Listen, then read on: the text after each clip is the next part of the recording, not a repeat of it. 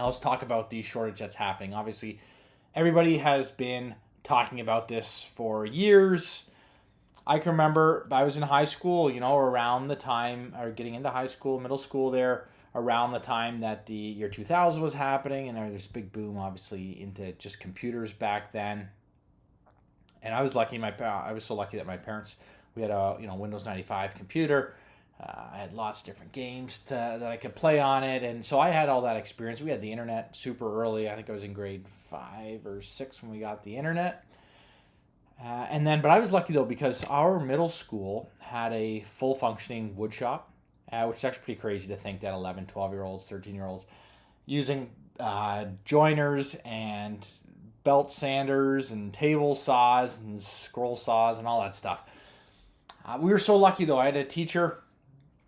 His name was Mr. Wolf. He was the shop teacher there, and I loved just creating. I always kind of felt like I was a creative kid, but I wasn't really good necessarily for drawing and painting. I had a friend who was really good. I tried to copy the stuff that he did, but it just came so naturally to him. But that didn't. But when it came to building stuff or thinking about what you could build, house design, I loved doing that stuff. So grade 7 and 8, we had wood shop. We also got home ec as well. So we got to learn how to sew, hand sew, machine sew, and then cooking as well. And as 11, 12, 13-year-olds in grade 7 and 8. And then we also even we had art class as well. We had music class with instruments in grade 7. I learned how to play the clarinet. I had friends play, we were playing all different instruments. We got to go to, Canada's Wonderland and perform there.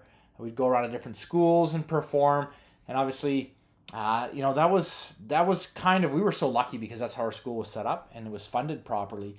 But a lot of schools don't even get to even come close to touching that stuff because they don't even have the equipment and they couldn't even afford it if you wanted to. Even then, we also had really good athletics as well. Our gym, we had a big double gym plus a stage. Some of the best equipment. We had wrestling mats and all that stuff. So we had wrestling tournaments at school and basketball, gymnastics. We had some of the best gymnastics equipment out there as well. So we were so lucky, and I was so lucky because that's how I grew up through middle school. Now my kids are in middle school, and they don't have any of that.